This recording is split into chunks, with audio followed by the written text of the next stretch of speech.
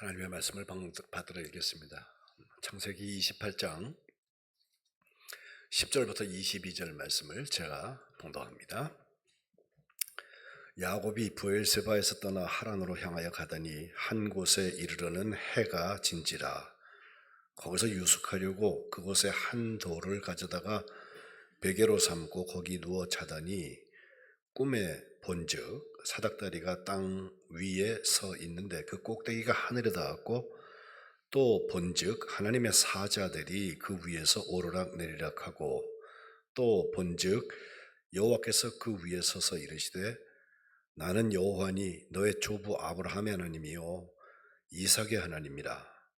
내가 누워있는 땅을 내가 너와 내 자손에게 주리니 내 자손이 땅의 티끌같이 되어 내가 서쪽과 동쪽과 북쪽과 남쪽으로 퍼져 나갈지며 땅의 모든 족속이 너와 내 자손으로 말미암아 복을 받으리라. 내가 너와 함께 있어 내가 어디로 가든지 너를 지키며 너를 이끌어 이 땅으로 돌아오게 할지라.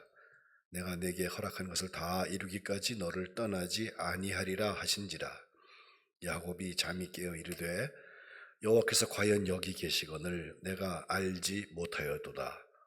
이에 두려워하여 이르되 두렵도다. 이것이요 이것은 다름 아닌 하나님의 집이요 이는 하늘의 문이로다 하고 야곱이 아침에 일찍이 일어나 베개로 삼았던 돌을 가져다가 기둥으로 세우고 그 위에 기름을 붓고 그곳 이름을 벳엘이라 하였더라. 이 성의 옛 이름은 루스더라.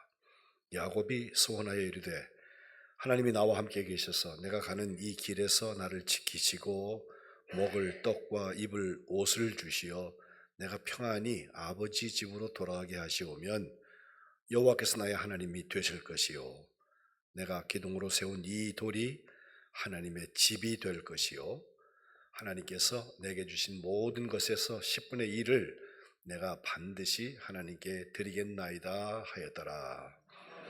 이는 하나님의 말씀입니다. 오늘 하나님의 집에서 함께 찬양하시고 예배하시는 여러분들 참 복되십니다. 하나님께서 우리 드리는 찬양을 다 받으시고 또 찬양 가운데 거하시는 역사, 특별히 오늘 이 예배를 통하여서 만안교회 이루어 주시기를 주님의 이름으로 축복합니다. 지금 가정과 교회에 대한 말씀을 가정교회라는 개념을 연결하여서 지금 보고 있는데 아브라함, 이삭 지나간 3주간 우리가 보았죠. 오늘은 이제 야곱 이야기를 하려고 합니다. 그의 할아버지 아브라함은 아주 모험을 감행했던 정말 굉장히 모험가였던 사람인데 그를 하나님께서 오히려 축복이다. 그리고 축복의 통로가 된다. 너로 인하여서 많은 사람들에게 축복이 이루어진다. 이렇게 말씀하셨고 약속하셨고 그에 비해서는 행동 반경이 넓지 않았지만 지난주에 보았던 이삭은 그 축복을 전수해 나가는 하나의 중간자 역할을 잘 감당했으며 오늘 우리가 보는 야곱은 다음 주까지 보려고 그러는데요. 이 가문에서 정말 하나님의 역사가 나타나기 위해서 꼭 필요한 도전 그리고 운명을 바꿨던 그래서 파란판장한 삶을 살았던 모습들까지 있는 것을 보게 됩니다. 속이고 속고 심지어는 투쟁하고 씨름하고 위기를 수없이 만나면서도 가정교회, 그의 가정과 가문에 하나님의 축복의 씨앗을 심었던 사람입니다. 야곱에게서는요 엘자로 끝나는 세 개의 단어를 꼭 기억하셔야 되는데 오늘 우리가 보는 벳엘 그리고 다음 주에 볼 브니엘 그리고 이스라엘입니다. 베델과 브니엘은 지명, 장소에 대한 이야기고 이스라엘은 사람 이름이 바뀐 이야기인데 벳엘, 엘이라는 게 하나님이라는 뜻이거든요. 벳은 집이에요. 그래서 벳엘 그러면 하나님의 집. 브니엘, 브니라는 말은 파님 해서 그건 얼굴이라는 뜻이거든요. 하나님의 얼굴. 그리고 이스라엘, 앞에 이스라엘의 이스라 쪽에 사라가 있는데 사라가 싸우고 다투고 겨룬다는 뜻을 가지고 있어요. 하나님과 겨룬 사람 이런 뜻을 가지고 있는데 이 세 개의 단어를 꼭 기억하고 야곱의 가정 교회를 우리가 함께 생각하면 좋겠습니다. 야곱의 생애도 조금 우리가 간단하게 이렇게 좀 그림을 그려보면 그가 태어난 것은 창세기 25장에 나오는데 그때 아버지가 60살이었습니다. 40살에 결혼해갖고 60살 20년 만에 리브가 자기 엄마의 태가 열리는데 아이가 쌍둥이가 나오죠. 에서와 야곱 이렇게 이름을 지었습니다. 쌍둥이가 뒤에 나온 녀석이 앞에 나온 아이의 발을 붙잡고 같이 나왔다고 그래서 그래도 순서는 있는 거니까 몇 초 먼저 나와도 형은 형이고 동생은 동생이잖아요. 에서와 야곱 이렇게 이름을 했는데 성장 과정에 딱 하나의 이야기가 지난주에도 잠깐 말씀드리면서 나온 것은 팥죽과 장자권의 이야기입니다. 이 장자권, 베코라라 하는데 그것은 먼저 태어났다, 처음 열매다. 성경에서 굉장히 중요하게 생각하는 것인데 그것에 대해서 이 사냥을 좋아하던 형 에서가 밖에 나갔다가 사냥하고 들어와서 배가 고픈데 집에서 구수한 냄새가 나거든요. 그 엄마 품에 늘 요리하고 엄마 품에서 마미보이크처럼 크고 있는 동생 야곱 이 녀석이 아주 팥죽을 끓이고 있는데 그게 먹고 싶어서 야 배고픈데 그거 좀 달라고 그랬더니 하는 말이 형 조건이 하나 있어. 형의 장자의 명분을 내게 팔아야 이거 줄 거야. 그거 판다고 그래갖고 팥죽 야 뭐 증서 쓰는 것도 아니고 근데 지금 배가 고프니까 일단 급한 일을 해결하기 위해서 야 그거 뭐 중요하니 빨리 밥이나 갖고 와. 그래가지고선 묵시적인 약속을 하게 되는 것이죠. 성경은 그걸 찝어서 하는 말이 에서가 장자의 명분을 가볍게 여겼다. 예? 그에게도 정말 소중한 거예요. 근데 잠시 그것을 쉽게 생각했던 것 때문에 결국 그에게 일어난 일을 보니까 아버지가 나이가 많아서 눈이 어두워져서 잘 보지 못하게 될 때 적어도 71세 이상이라고 우리가 세어볼 수가 있는데 75세가 된 야곱이 자기 형한테 동갑이죠. 아버지의 축복을 받는 130세가 넘은 그 아버지의 축복을 받는 장면에서 형 대신에 꾀를 부려가지고 가서 형 노릇을 해가지고 축복을 다 받아버려요. 형의 축복을 뺏었다라고 우리가 말을 합니다. 그것 때문에 형이 제일 단단히 화가 나가지고 창세기 27장 41절에 보면 에서가 야곱을 미워하여서 심중에 하는 말 아버지를 곡할 때가 가까이 왔다. 아버지 얼마 안 있으면 돌아가시는 거 내가 알아요. 그러니 내가 내 아우 야곱을 죽여야 되겠다. 이 말을 공공연히 한 것 같아요.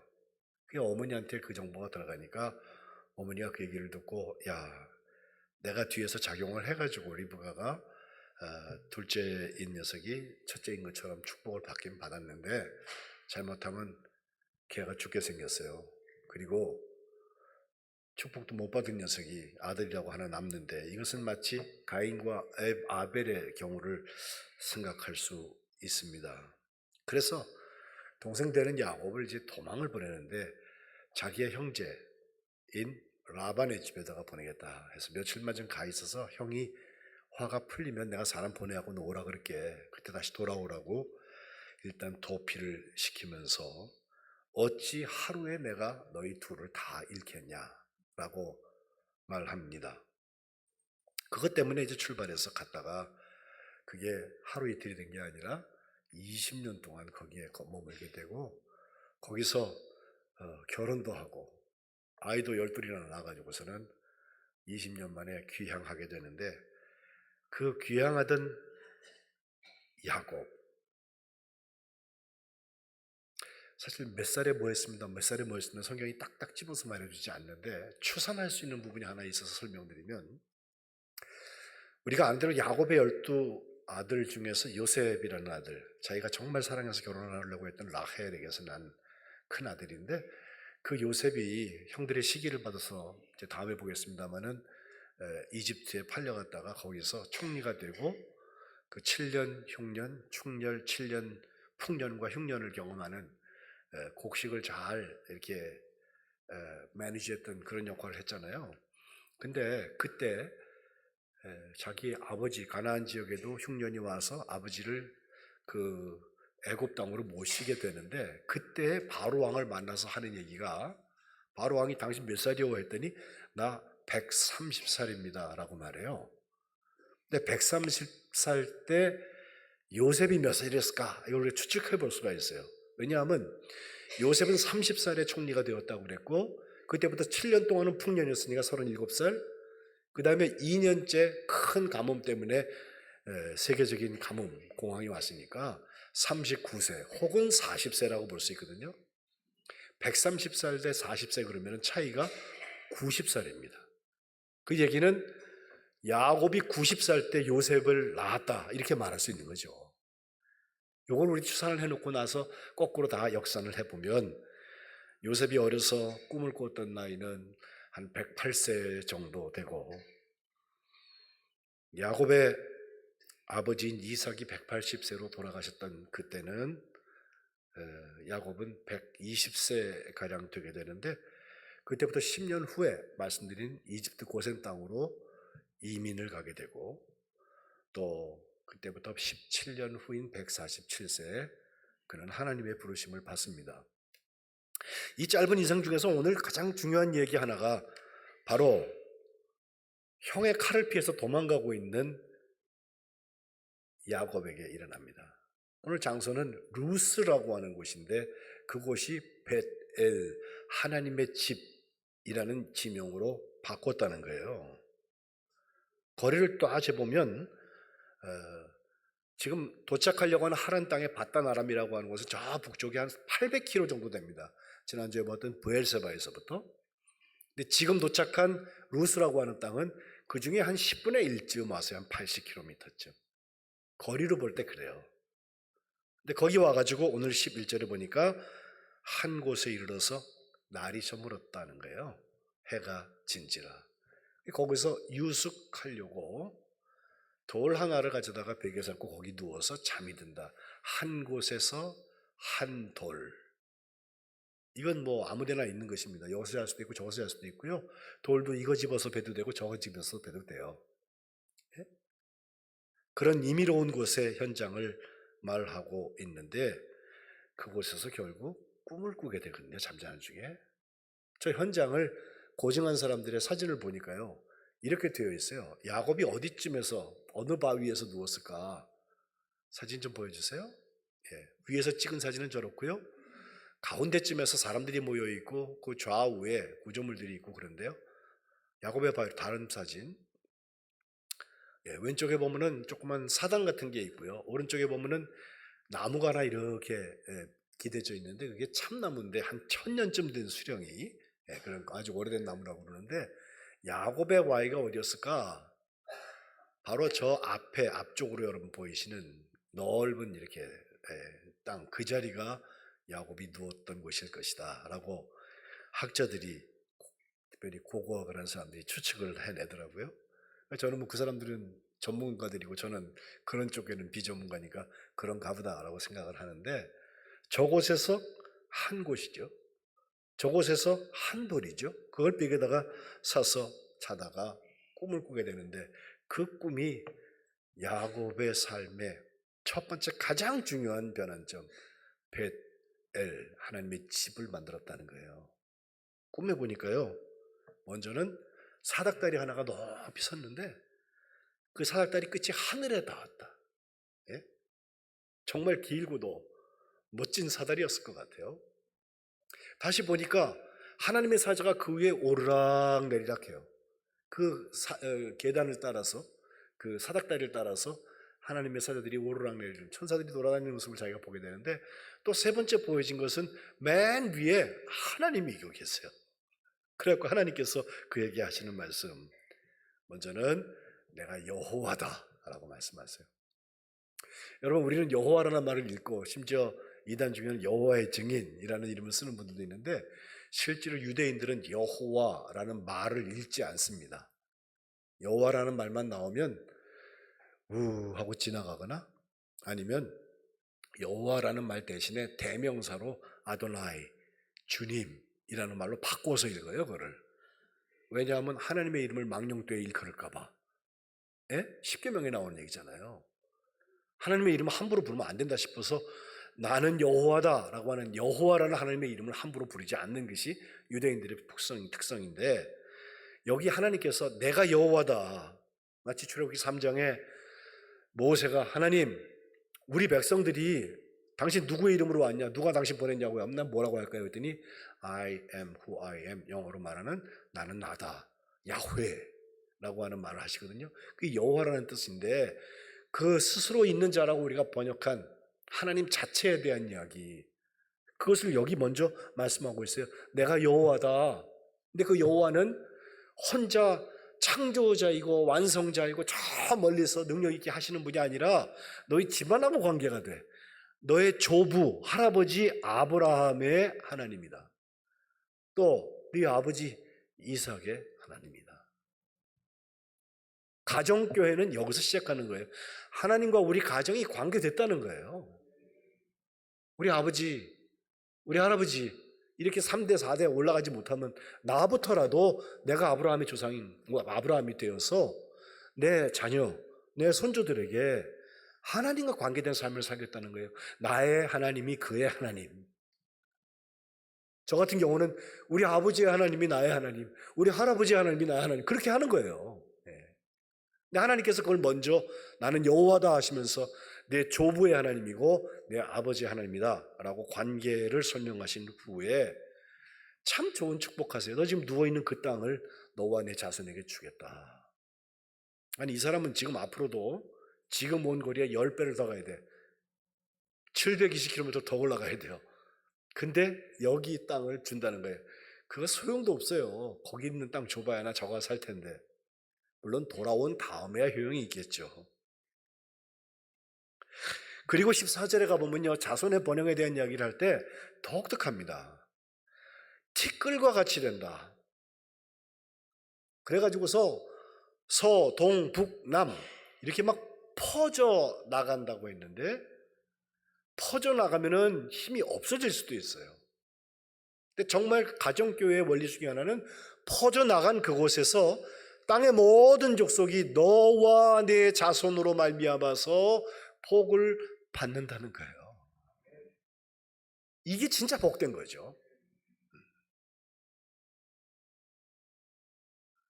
그가 하란에 있건, 그가 브엘세바에 있건, 또 그가 이집트에 가든 북쪽, 남쪽, 동쪽, 서쪽 다 할 것 없이 가는 그곳에 퍼져나가게 하시는 하나님이 그들로 말미암아서 많은 사람들에게 복이 되게 하신다.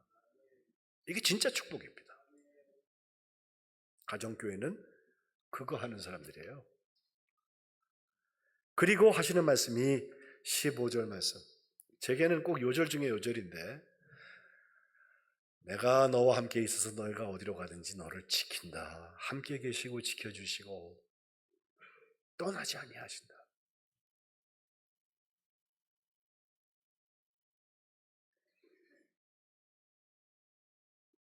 그리고 마지막 그 중간에 나오는 말씀, 너를 다시 이끌어서 이 땅으로 돌아오게 할 것이다. 저는 이 28장 15절 말씀이 저의 삶을 바꾼 말씀 중에 하나예요. 왜냐하면 1991년도에 제가 유럽에 공부하러 나가게 되었는데, 그때 아버지가 제게 조그만 성경책에다가 겉장에다가 내지에다가 이 말씀을 써서 주셨어요. 다른 건 안 보이고 이끌어 이 땅으로 돌아오게 할 것이다. 그 말씀만 크게 보이더라고. 가서 거기 잘 나가지고서 거기서 정착해가지고 그냥 살지 말고 이리로 돌아와. 복음 전할 곳은 여기야 라는 말씀을 제게 주신 거예요, 사실은. 근데 그걸 위해서 하나님께서 하신 일이 있어요. 저와 함께 계시고 저를 지켜주시고 제게 허락한 것을 다 이루기까지 저를 떠나지 아니하신다. 가정교회는 그런 거예요. 여러분의 가정이 하나님께서 여러분과 함께 하시고 여러분의 가정을 지켜주시고 여러분과 함께 하려고 하시는 것을 다 이룰 때까지 떠나지 않겠다. 그리고 하나님이 목적하신 하나님의 집 벳엘까지 다시 데리고 오겠다는 거예요. 축복의 원리는 사실 여기 다 들어 있습니다. 야곱이 자다 말고 그 꿈을 꾸고 나서 잠이 깼습니다. 그리고 그 자리가 예배의 자리 같아요. 먼저 야곱은 잠이 깨서 하는 말, 하나님 곧 여호와께서 과연 여기 계셨구나. 근데 내가 몰랐다는 거예요. 이제는 안다는 거예요. 우리가 살면서 알지 못하고 지나친 은혜의 사건들이 얼마나 많습니까? 분명히 하나님께서 하신 일인데 우리가 인지하지 못하고 지나갔던 것들 이제는 아는 곳이 되는 거예요. 이걸 위해서 하나님께서 깍꿍을 하셨는지 나타나셔가지고 너와 함께 하겠다, 널 지켜준다, 떠나지 않겠다 말씀하시는 거예요. 그리고 너로 인하여서 모든 백성들에게 하나님의 축복이 임하게 하는 것은 바로 우리가 이것을 깨닫는 자리에서 현실이 됩니다. 예배드리면서 우리가 가끔 그런 깨달음이 오죠. 아, 주님이 그것도 내게 하셨구나. 정말 감사한 일이로구나. 17절에 보니까 그 은혜의 사건들이 보여지고 인식된 사람이 하는 일 하나. 먼저 두려워합니다. 이 두려움은 무서워하는 두려움이 아니라 하나님을 경외하는 두려움이에요. 내가 내 자리를 찾는 거예요. 그전에 하나님 없는 것처럼 우쭐해가고 어깨에 힘주고 목 뻣뻣이 세우고 살던 사람이 아, 내가 하나님 앞에 있구나. 그러니 낮추는 거예요. 그 두려움과 함께 선언하기를 이곳이 하나님의 집이고 이곳이 하늘의 문이라고 그랬어요. 이것은 하나님과 소통하는 자리를 말합니다. 하나님의 마음을 내가 이제 헤아리기 시작하게 됐다는 거예요. 그것이 예배의 능력이에요. 그래서 그는 행동하기 시작합니다. 18절에 보니까 아침 일찍 일어나서 베갯돌, 배구자던 그 돌을 가져다가 기둥으로 딱 세우고 그 위에 기름을 붓습니다. 이 기름 붓는 건요, 사실 우리가 사람의 기름 부을 때는 왕이나 제사장이나 또 예언자들에게 하나님의 사람의 일들을 특별히 맡기기 위해서 하나님이 사람에게 기름 부으시기도 했는데 이 기름은 사실은 여행자들에게는 꼭 필수품 중에 하나였어요. 여러분 아시는 강도 만나가지고서 죽게 된 사람을 제사장도 지나가고 레위인도 지나갔는데 사마리아 사람이 그를 구했다는 얘기가 예수님의 이야기 중에 있잖아요. 이거는 팩트에 대한 사건 보고는 아니고 예수님이 얘기하신 거예요. 근데 그때 그 사마리아인이 한 것을 보면요, 사람이 죽어가는 걸 보고 가서 그 상처에 기름을 부어요. 네. 여행하면서 꼭 기름을 갖고 다니는 이유 중에 하나가 바로 그 치료하기 위한 역할을 하기 때문에 그렇고, 지금 사람이 죽게 된 것에 응급처치로 기름을 부었다. 그리고 자기 나귀에 싣고서 주마이까지 데려갔다고 되어져 있거든요. 바로 돌에 기름을 붓는 것은 그냥 한 돌을 베개로 베고 자려고 했던 그 돌을 세워놓고 거기에 기름을 붓는 것은 하나님의 집에서 하나님의 임재를 경험하고 나의 가장 소중한 것을 거기에 들여서, 여행자들에게 필수품이라니까요. 앞으로도 지금 온 거에 9배를 더 가서 10배를 가야 돼요. 800km가 목표인데 80km 왔어요. 그런데 그 길을 무시하고 자기의 기름을 붓는 것. 그리고 하는 말이 벳엘, 이곳이 벳엘입니다. 하나님의 집입니다. 예배는 그런 곳입니다. 지나가다가 우연히 있었던 한 곳이 바로 그곳으로 바뀌는 곳이고, 한 돌을 취해가지고 베고자던 그 돌이 세워서 기름을 붓는 하나님의 집이 되는 곳이에요. 그리고 야곱은 하나님 앞에 20절부터 22절에 서원합니다. 하나님께서 나와 함께 계셔서 내가 가는 이 길에서 나를 지켜주시고 먹을 떡과 입을 옷을 주시고 내가 평안히 아버지 집으로 돌아가게 하시면, 첫 번째로 하나님께서는 여호와께서 나의 하나님이 되십니다.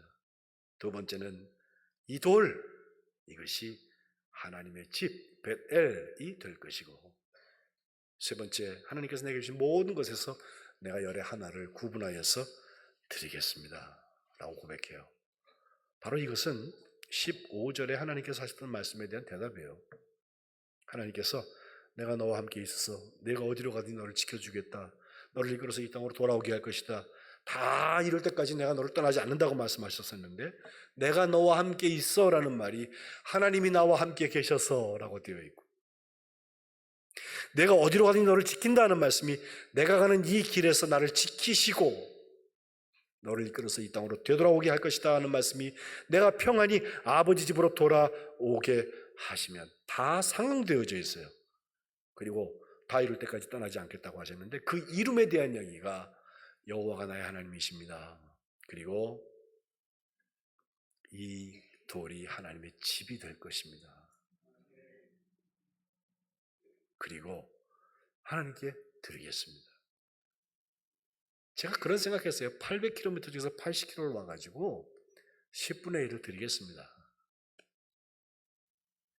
20년 후에 창세기 35장에 보면 그곳을 돌아오는 자기 아버지 집을 향해서 가고 있는 야곱은 35장 7절 거기서 제단을 쌓고 베델의 하나님 해서 엘베델이라고 부르는데, 이는 그의 형의 낯을 피할 때 하나님이 거기서 그에게 나타나셨던 그곳이라는 거예요.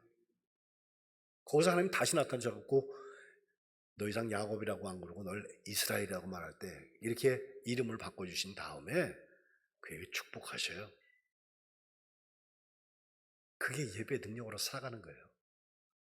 그래서 야곱은 20년 후에는 14절에 보면요, 바로 하나님께서 나와 말씀하시던 그곳 돌기둥을 세웠다. 그때 배고 잤던 거에다가 기름 붓던 거랑 똑같은 행위입니다. 돌기둥을 세워놓고 거기에다가 전제물을 붓고 또 기름을 붓고 그곳의 이름을 벳엘이라고 불렀다는 것입니다. 하나님이 나와 함께 하시는 일이 얼마나 소중한 일인지, 감리교를 시작하신 존 웨슬리 목사님은 인생 최고는 하나님이 나와 함께 하시는 거라 그랬어요. 그리고 오늘 예배 시작에 아삽의 시를 읽었는데, 시편의 5권 중에서 3번째 권인 시작하는 73편에 보면 마지막 절만 읽었지만 23절에는 그렇게 말해요. 내가 항상 주와 함께하니 주께서 내 오른손을 붙드셨습니다 해놓고, 28절에 하나님께 가까이 하는 게 되게 복이다. 베델입니다. 베델. 하나님의 집에 있는 거예요. 저는 예배하시는 여러분들이 다 하나님의 집의 주인공들 되시기를 축복합니다. 하나님의 집에 오면 기쁘세요? 두려우세요? 발이 잘 나오게 안 되죠? 세상 바빠서. 그러면 여러분의 집을 하나님의 집으로 만드세요. 예? 여러분 집에다가 이름 혹시 명패 붙여놓으신 분 있으면 띄고 하나님이라고 써붙여놔. 여기 하나님이 사시는 곳이다. 이영찬이라고 자기 이름을 써붙여놔도 하나님이 그거는 택배하는 사람이 위해서 쓰는 거고, 내가 읽을 때는 하나님 사시는 곳이다. 가정교회. 베델의 야곱의 역사가 여러분 가운데 있으시기를 주님의 이름으로 축복합니다. 기도합시다. 하나님 고맙습니다. 도망가던 야곱이 노숙하다가 꿈을 꾸고 나서 하나님께서 준비하신 루스가 베델이 되는 역사 경험하게 하신 것 오늘 묵상합니다. 그 야곱의 예배 가운데 하나님의 임재가 깨달아지게 하시고 하나님의 집과 하나님의 문이 열려지는 역사가 있게 하시며, 정말 기름 부어서 그곳을 하나님의 집으로 세워나가는 복된 예배의 역사가 우리 만안교회에 일어나게 도와주옵소서. 하나님이 나와 함께 하셔서 지켜주시고 또 주님의 목적지까지 우리를 데리고 가신다면, 여호와께서 나의 하나님 되시고 하나님의 집의 역사가 저에게 있으며 내게 허락하신 모든 것 중에 열의 하나를 드리는 아름다운 고백과 실천이 이루어지게 도와주옵소서. 예수님의 이름으로 기도합니다. 아멘.